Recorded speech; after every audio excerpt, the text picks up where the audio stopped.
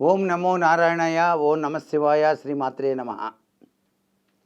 ABN Andhra Jyothi సాంప్రదాయ కార్యక్రమంలో ధర్మ సందేహాలు కార్యక్రమానికి స్వాగతం. నలుపు వస్త్రాలు వేసుకోవచ్చా, ఏ వారం వేసుకుంటే మంచిది అని అడుగుతున్నారు. నలుపు అనేటువంటిది చాలామంది ఇష్టపడుతూ ఉంటారు, ముఖ్యంగా స్త్రీలు బాగా ఇష్టపడుతూ ఉంటారు. మాట్లాడితే నలుపు వస్త్రాలు డిజైన్స్. కానీ గ్రహచార రీత్యా ఆలోచన చేసినట్లయితే నలుపు అనేటువంటిది శనీశ్వరుడికి సంబంధించినటువంటిది.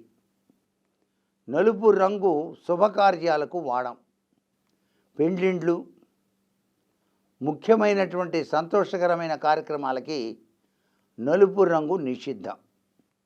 న్యాయబద్ధమైనటువంటి కార్యక్రమాలకు మాత్రం నల్ల కోటు వేసుకొని లాయర్లు వాదించేటువంటి తత్వం ఉంది.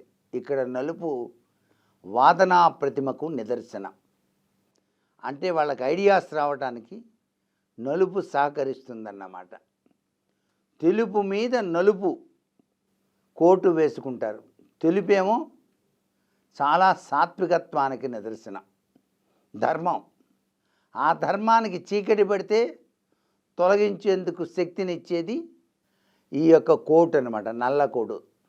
అదే లాయర్ వృత్తిలో దాగిన పరమార్థం. మనం నిత్యం కూడాను నలుపు వస్త్రాలు ధరిస్తే అది దీక్షా కంకణ తత్పరతకు నిదర్శనం. ఇప్పుడు అయ్యప్ప దీక్ష తీసుకున్నారనుకోండి, శని పట్టిన వాళ్ళు అయ్యప్ప దీక్ష బాగా స్వీకరిస్తారు. ఆ శని పోవాలంటే నల్ల రంగు వస్త్రాలు ధరించాలి. అందుచేత దీక్షా కంకణ తత్పరులు నలుపు రంగు వస్త్రాలు ధరించి నడుచుకుంటూ అయ్యప్ప దగ్గరికి వెళ్ళి ప్రదక్షిణం చేసుకొని వస్తారు. అక్కడ కావాల్సిన కార్యక్రమాలన్నీ నిర్వహించి స్వామియే శరణం అయ్యప్ప అంటూ శరణఘోష చేస్తారు. అప్పుడు నలుపు రంగు వస్త్రాలు. ఇతరులకి దానం చేసేటప్పుడు కూడా నలుపు రంగు వస్త్రాలు అనేవి శనివారం నాడు దానం చేస్తే మనకు పట్టినటువంటి ఏలినాటి శని దోషం పోతుంది. నలుపు వస్త్రాలు, నలుపు రంగు అనేటువంటిది వాస్తుశాస్త్రంలో వాడని పాత వస్తువులన్నీ కూడా పడేసినటువంటి రూముకి తలుపు కనుక ఉంటే ఆ తలుపుకు వేసే రంగు నలుపు. అంటే అవన్నీ పనికిరాని వస్తువులు అన్నమాట. పనికిరాని వస్తువులన్నీ నైరుతి మూల ఒక రూమ్ కట్టి దాంట్లో పడేస్తారు. దానికేమో ఎవరు వెళ్ళటానికి వీల్లేదని నల్ల రంగు పెడతారు, నల్ల రంగు పూస్తారనమాట ఆ యొక్క తలుపుకి వాస్తుశాస్త్రంలో. అట్లాగే శనివారం నాడు నలుపు రంగు వస్త్రాలు ధరించాలని కొంతమంది, ఎందుకంటే శనీశ్వరుడికి సంబంధించింది కదా అని. నలుపు పూర్తిగా ధరించక్కర్లా, కేవలం జేవురుమాల పెట్టుకున్నా చాలు కదండి. పొద్దుగులు నలుపు వస్త్రాలు పట్టుకొని తిరిగితే ఏం లాభం? అన్నిటికన్నా ప్రీతిపరమం, అందరినీ ఆకర్షించేది తెలుపు రంగు. తెలుపులో నుంచేగా మిగతా రంగులన్నీ వచ్చింది. సూర్యకిరణ తేజస్సు యొక్క రంగులేంటి? విబ్జిఆర్ అంటారు. ఇంద్రధనస్సు విబ్జిఆరే కదా, తెలుపు నుంచి వస్తాయి ఇవన్నీ కూడాను. కాబట్టి తెలుపు అన్నిటికన్నా స్వచ్ఛతను సూచించేటువంటి రంగుగా చెప్తారు.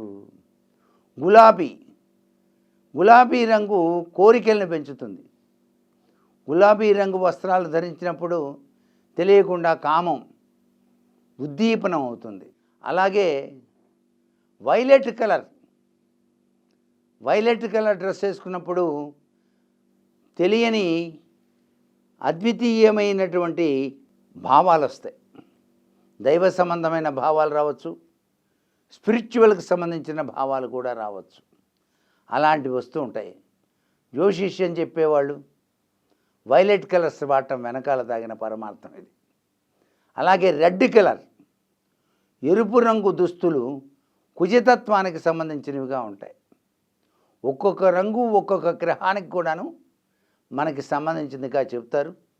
అందుచేత ప్రతి వ్యక్తులు కూడాను వారి వారి న్యూమరాలజీ, వారు పుట్టినటువంటి తేదీ, నెల, సంవత్సరాన్ని బట్టి వారి యొక్క అదృష్ట రంగును ధరించి వెళ్తే అన్ని కార్యక్రమాలు నిర్విఘ్నంగా నెరవేరుతాయి. ఇప్పుడు 1 సంఖ్య వాళ్ళు ఉన్నారనుకో, లక్కీ నెంబరు, వాళ్ళు గోల్డ్ కలర్ డ్రెస్ వాడాలి. 2 సంఖ్య వాళ్ళు తెలుపు, 3 సంఖ్య వాళ్ళు వైలెట్, 4 సంఖ్య వాళ్ళు తప్పనిసరిగా వాడాల్సింది వైలెట్ విత్ గోధుమ కలర్, 5 సంఖ్య వాళ్ళు తప్పనిసరిగా వాడాల్సింది తెల్లటి తెలుపు గోల్డ్ కలర్, 6 సంఖ్య ఉన్నటువంటి వాళ్ళు గులాబీ కలర్, 7 సంఖ్య ఉన్నటువంటి వాళ్ళు ఉన్నారే ఆకుపచ్చ పసుపచ్చ, 8 సంఖ్య వాళ్ళు నీలం, 9 సంఖ్య వాళ్ళు ఎరుపు. ఇలా చెప్పారండి.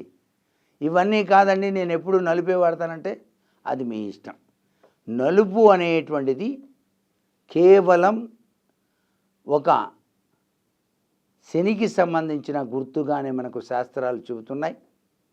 అశుభానికి కూడా నాంది వాక్యం పలుకుతుంది కాబట్టి తొందరపడి నలుపు వస్త్రాలు ప్రతిరోజు ధరించకూడదు. సర్వే జన సుఖినో భవంతు.